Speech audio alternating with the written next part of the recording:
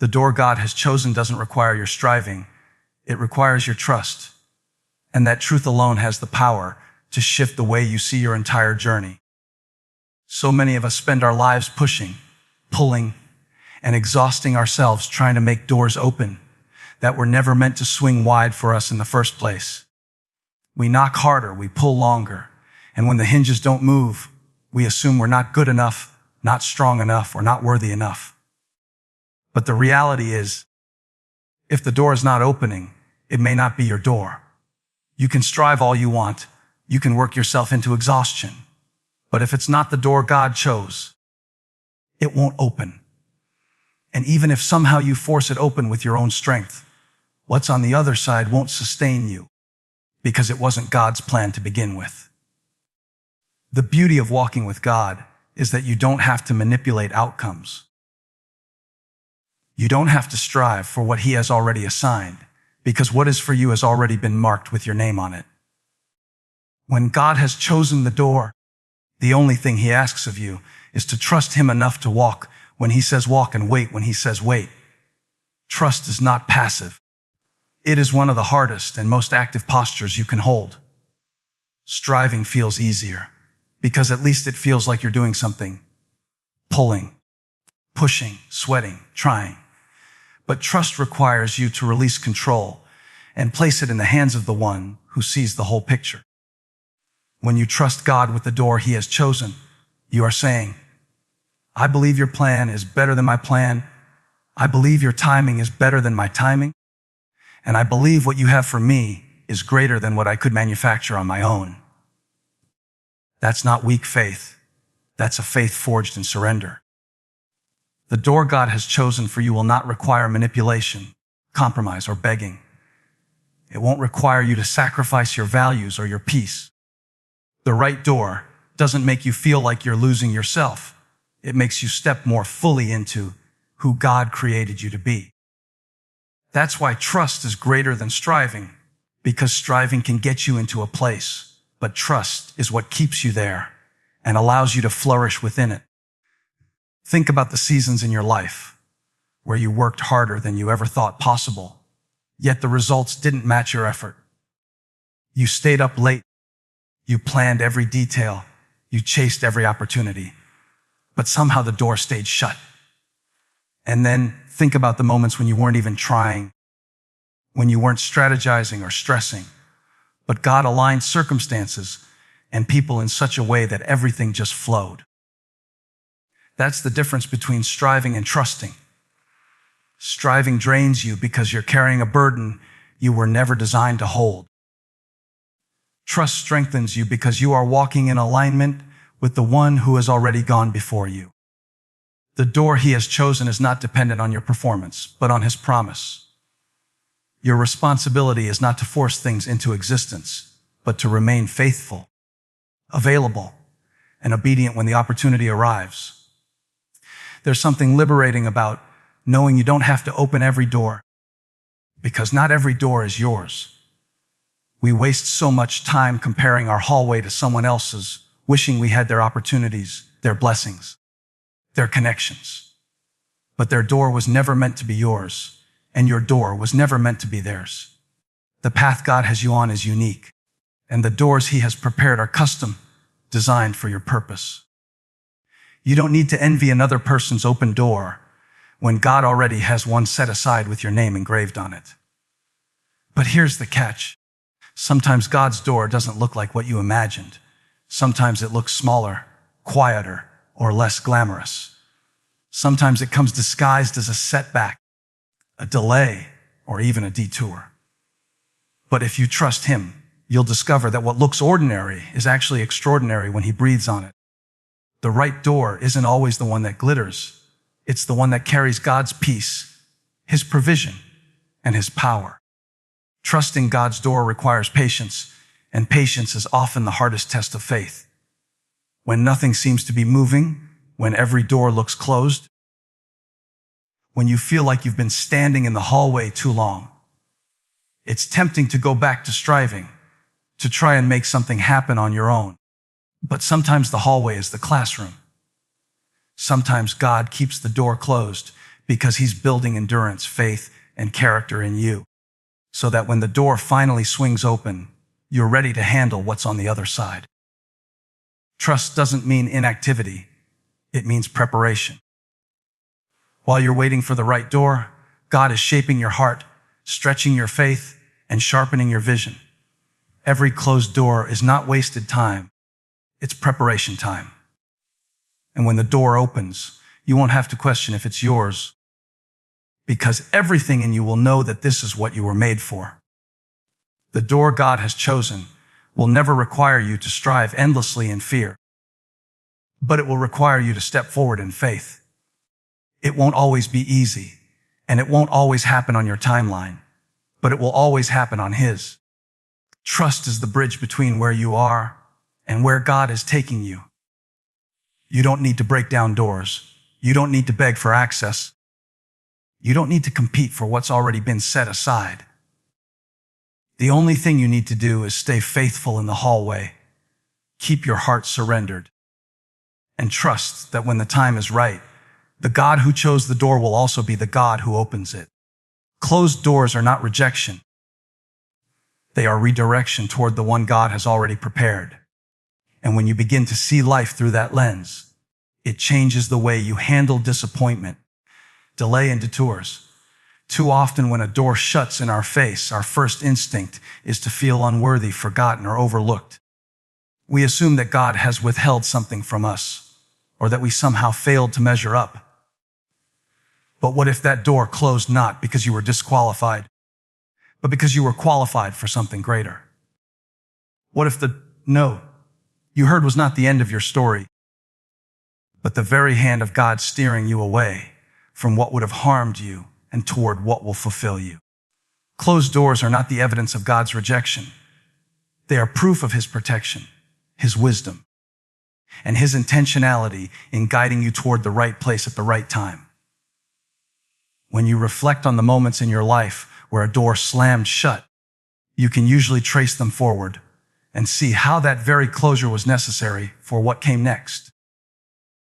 The job you didn't get forced you into an opportunity that suited your gifts better. The relationship that ended created space for you to discover your identity apart from someone else. The move that didn't happen kept you planted in the soil where God needed you to grow deeper roots. What felt like rejection in the moment was actually redirection in disguise. God is not careless with your destiny, and He is not cruel with your process. He knows the weight you can carry, the challenges you will face, and the blessings that are aligned with your future. So when He closes a door, it is because He knows that walking through it would have cost you more than you could bear, or led you somewhere that was never intended for you. Closed doors are a sign of God's love, just as much as open ones are, but it takes trust to see them that way. Sometimes the hardest part about a closed door is the silence that follows it. You prayed, you planned, you prepared, and then suddenly, without warning, the opportunity slipped away. It's in that silence that the enemy loves to whisper lies. You're not good enough. You'll never get another chance. God has forgotten you. But those lies only hold power if you let them. Closed doors are not a commentary on your worth. They are an indicator of God's direction. He is not punishing you. He is positioning you. And if you can shift your perspective from disappointment to divine redirection, you'll begin to recognize that every no has a purpose. Every closure has a lesson, and every ending is really the beginning of something better. The hallway between a closed door and an open one can feel long, but it is in that hallway that God builds trust, patience, and faith. He's teaching you to rely on Him, not the door, because the door is just the means. He is the source. Think about how often we pray for God's will, but then resist the way He chooses to reveal it. We say, God, lead me. But when He leads us away from what we wanted, we feel abandoned. The truth is, God doesn't owe us explanations, but He does promise us direction. And His direction is always for our good. Closed doors are part of His strategy to keep us aligned with the assignment He's placed on our lives. If every door opened when we wanted, We would walk into places we weren't ready for. We would take on burdens we couldn't carry. And we would settle for less than God's best. But by closing certain doors, God ensures that we don't forfeit the greater door He has already prepared. The door you thought you wanted may have looked appealing, but it was limited. The door God has chosen may require patience, faith, and endurance, but it leads to a future that is abundantly more than all you could ask or imagine. Closed doors test your faith, but they also refine it. It's easy to believe God is good when everything is opening in your favor. But real faith is proven when you stand in front of a locked door and still believe He is working behind the scenes. Closed doors force you to shift your hope from outcomes to God Himself.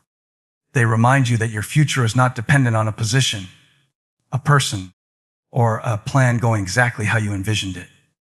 Your future is dependent on the God who orders your steps, who writes your story, and who prepares the path ahead of you. Every time a door closes, He is whispering, "Trust me, I know what I'm doing. This is not the end. This is the redirection toward what I have already set apart for you." Closed doors are not rejection. They are an invitation to deeper trust, a summons to surrender your timeline, and a confirmation that what's waiting for you is worth every detour you had to take to get there. You don't need to beg for what God already built into your destiny, because what God has spoken over your life has already been woven into the fabric of who you are and the path you will walk. Too many times we exhaust ourselves pleading with God for blessings, opportunities, and breakthroughs that He has already promised, as though His faithfulness depends on the volume of our prayers or the desperation in our voices. But the truth is, you don't have to beg for what has already been secured in heaven before the foundations of the earth. Before you took your first breath, God had already aligned the moments, the people, the doors, and the resources that would intersect with your journey at the appointed time.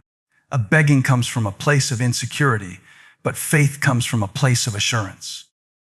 When you realize that God has already designed your destiny with everything you need built into it, you can shift from striving and pleading to resting and trusting. Destiny is not something you manufacture through constant manipulation. It is something you walk into through obedience. Begging is what you do when you think you have to convince God to notice you. But God has never taken His eyes off of you. Begging is what you do when you think blessing is based on performance. But God's favor has never been about what you can earn. It's about what He has already declared. You don't need to beg for acceptance, because God already called you chosen. You don't need to beg for love, because His love is unfailing and everlasting.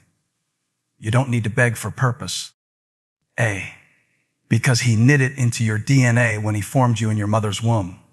If you have to beg for it, it's probably not from God, because what comes from Him carries peace, not desperation, and clarity, not confusion.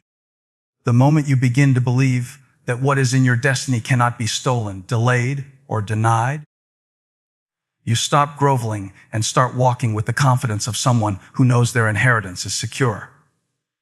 This doesn't mean you won't face resistance, obstacles, or seasons of waiting. It doesn't mean everything will fall into your lap without effort or discipline. What it does mean is that you don't have to lower yourself into a posture of begging as if God is reluctant to bless you. You don't have to chase after what He has already assigned to your life. When you spend your energy begging, you place yourself in a position of scarcity, believing you have to fight for scraps. But when you walk in faith, you live from abundance, knowing that God has already supplied every need according to His riches and glory. That doesn't sound like begging. That sounds like standing tall in the assurance of who you are and whose you are. You were never meant to live at the mercy of someone else's approval or access, because the God who wrote your story doesn't need permission from anyone else to bring it to pass. Think about the countless times people in Scripture tried to beg their way into favor or opportunity, but God reminded them that His hand was already upon them. David didn't beg for the throne. He was anointed for it while he was still tending sheep. Joseph didn't beg for a position in Egypt. His destiny carried him there even through betrayal and prison. Esther didn't beg to be queen. God had already positioned her for such a time as this. Each of them faced hardship. Each of them endured waiting.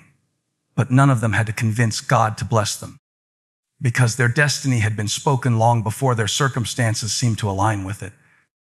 In the same way, you don't need to beg for what God has already assigned to your life.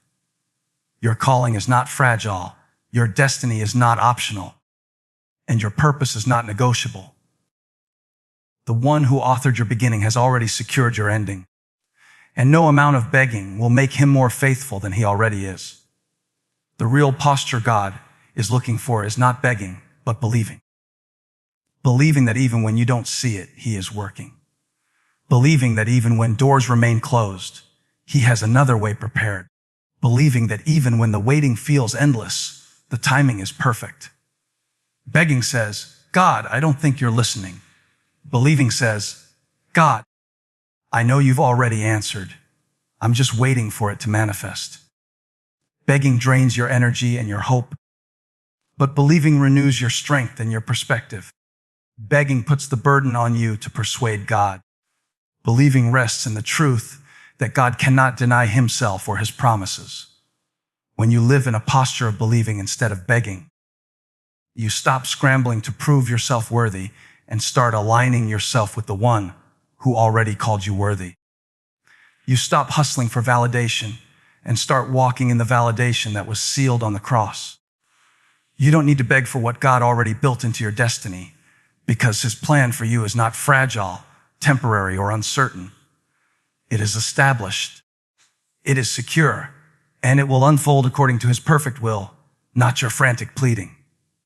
What God has spoken over your life cannot be undone by human opinion, blocked by closed doors, or delayed by opposition.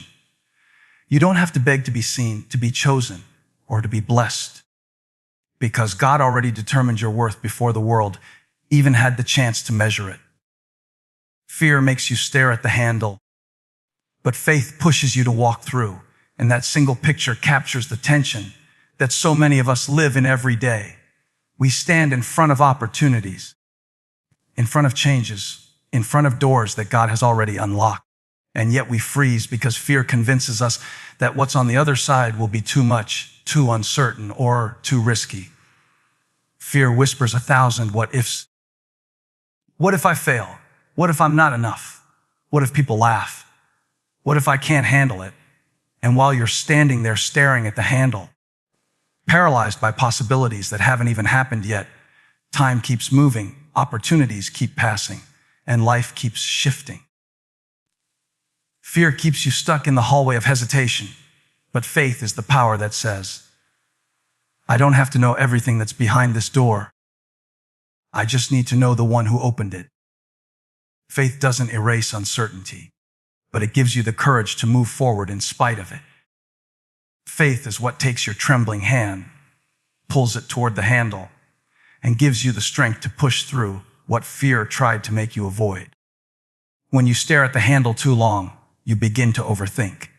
You start imagining scenarios that may never exist. You replay all your past failures and convince yourself they're waiting for you again on the other side. Fear has a way of magnifying the unknown until it becomes bigger than God in your mind. It exaggerates the risk and minimizes the reward. But faith centers your perspective. Faith reminds you that the God who brought you to the door will also walk with you through it. Faith says that what's on the other side is not meant to destroy you, but to develop you. The handle isn't there for you to analyze endlessly. It's there for you to grab hold of and move forward. Fear makes you see obstacles. Faith makes you see opportunities. Fear paralyzes. Faith mobilizes. Fear is fueled by what you don't know. Faith is fueled by who you do know. And when you know that God is the one who orchestrated the door, you can step through with confidence, even when every detail hasn't been revealed yet. The truth is, faith doesn't mean you won't feel fear.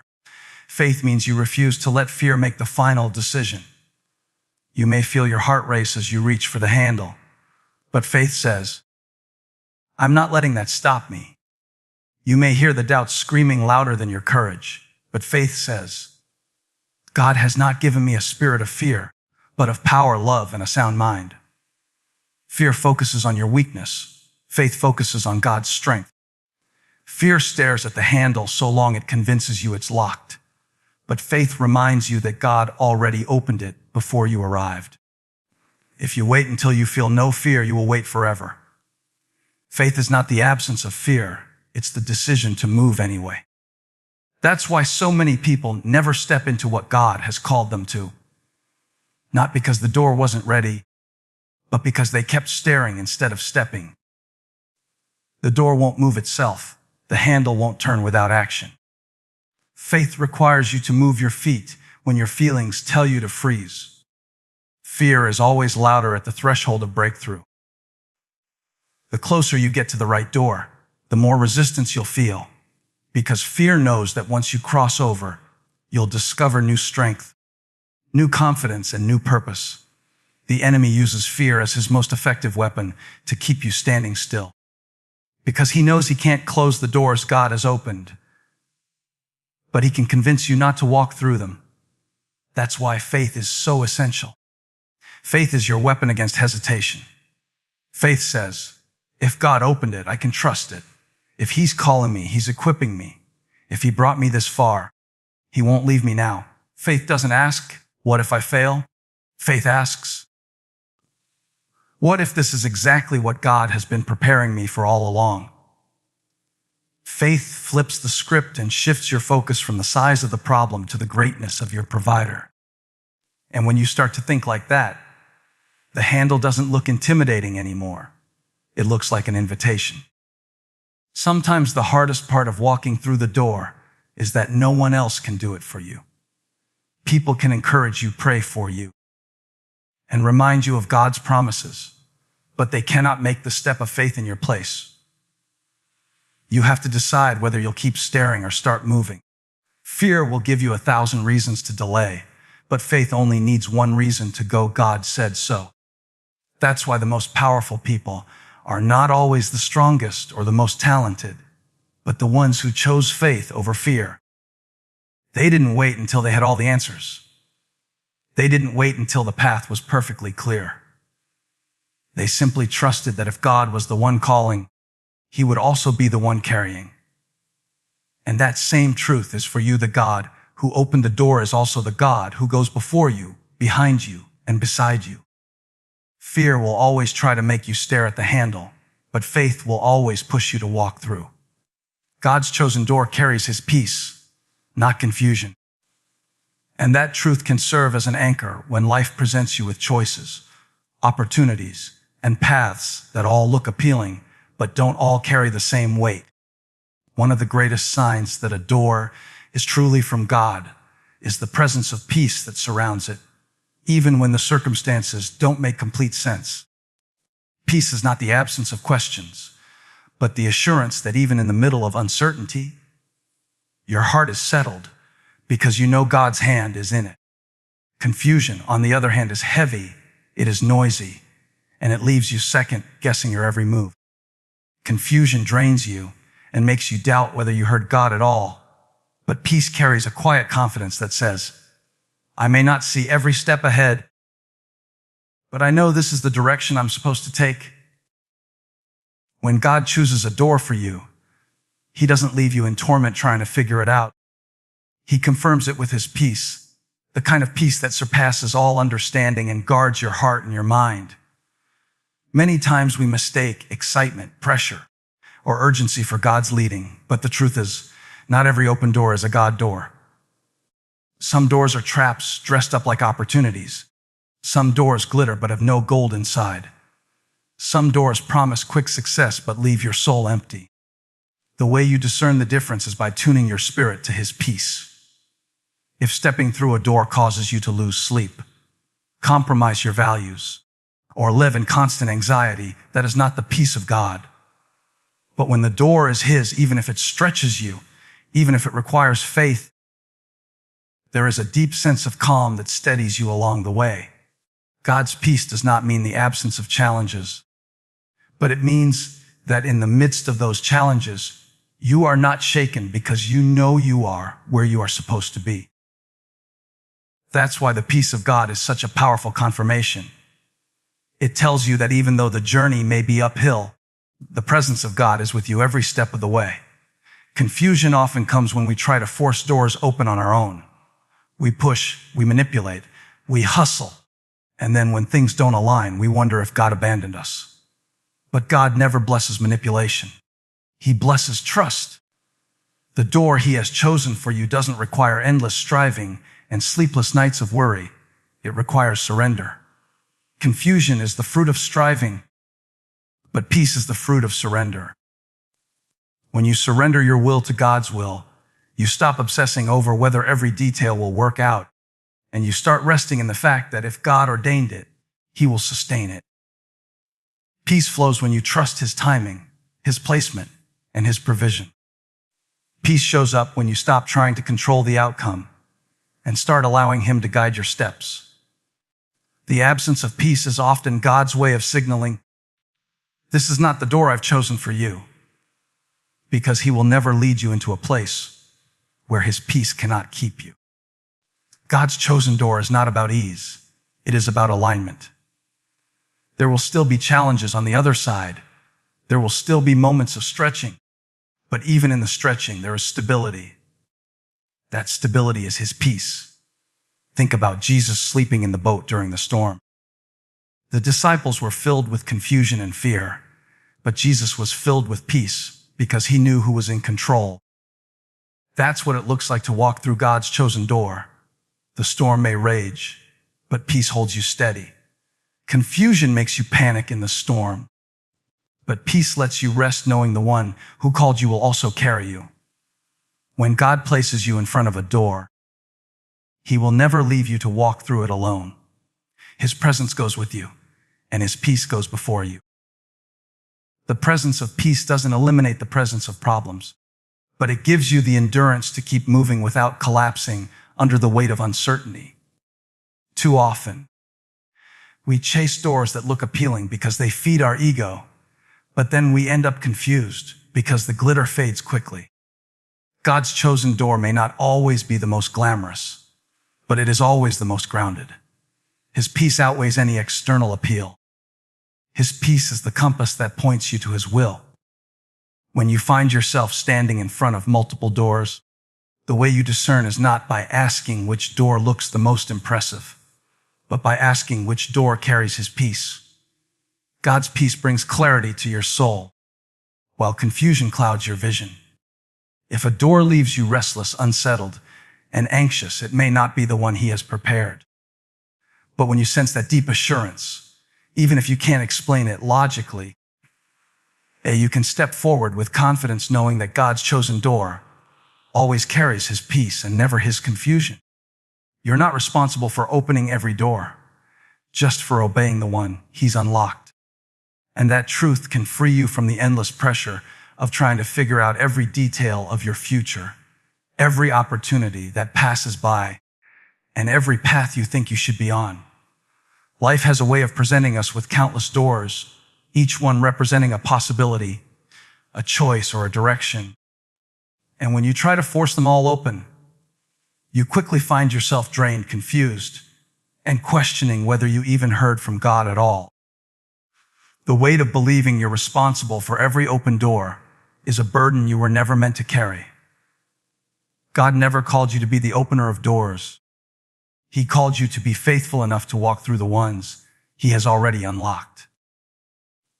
That means you don't have to chase every opportunity.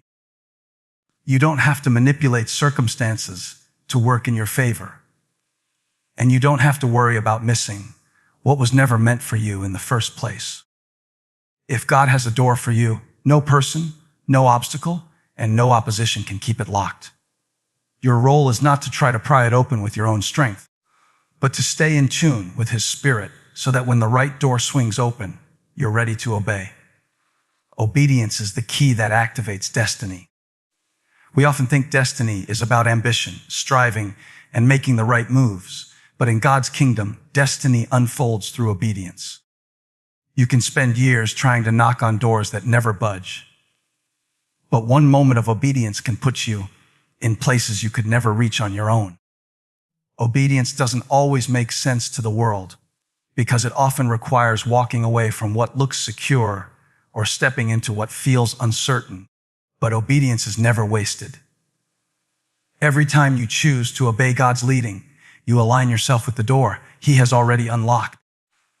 Sometimes that means letting go of something you thought was right. Sometimes it means saying yes when you feel unqualified. And sometimes it means waiting longer than you want to. But obedience keeps you in position, and positioning matters more than striving. You don't have to stand outside of every door with anxiety in your heart, wondering if you're strong enough to open it. When the time is right, God Himself unlocks it, and all He asks of you is the faith to step through. The danger of trying to open every door is that it leads to distraction. Not every door that's in front of you was designed for you, and not every opportunity is meant to be taken. Some doors are simply there to test your discernment, to teach you how to hear God's voice above the noise. When you stop believing you're responsible for opening every door, you free yourself from the trap of comparison. You don't have to envy the doors that are opening for other people, because their assignment isn't your assignment and their timing isn't your timing. What's for them will never be taken from them, and what's for you will never be taken from you. God is too intentional to let you miss the door He has already chosen. The problem is never whether the door will open. The problem is whether we will be faithful enough to obey when it does. Many times, God's unlocked door doesn't look like what we imagine. It may look smaller, less glamorous, or even harder than the ones we thought we wanted. But the true test of obedience is whether you'll step through even when it doesn't match your expectations. When you try to open every door, you end up exhausted. And exhaustion is a clear sign you're carrying a weight that doesn't belong to you. That's what striving does.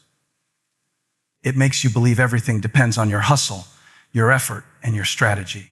But God's plan for your life is not dependent on your ability to force doors open. His plan is dependent on your willingness to surrender and trust. Surrender says, I don't need to open every door because I believe that the door you unlock is enough. Surrender says, I don't need to waste energy on what's locked because I trust that what you open, no man can shut. Surrender allows you to let go of the pressure and walk with peace, knowing you are not in control of the locks or the timing. The only thing you're responsible for is obedience. And obedience is not about perfection, it's about direction. Even when you've wasted time staring at the wrong doors, God's grace can realign you and lead you to the one He has prepared. The key is to keep your heart soft enough to hear Him and your faith strong enough to follow Him. God's unlocked door will always be marked by His presence. When He unlocks a door, you don't have to wonder if it's the right one, because His peace will confirm it and His provision will sustain it. You won't have to beg or strive to keep it open, because what He opens, He keeps. That doesn't mean the door will be easy, but it does mean it will be secure. The peace of God is what steadies you when you walk through an unfamiliar place.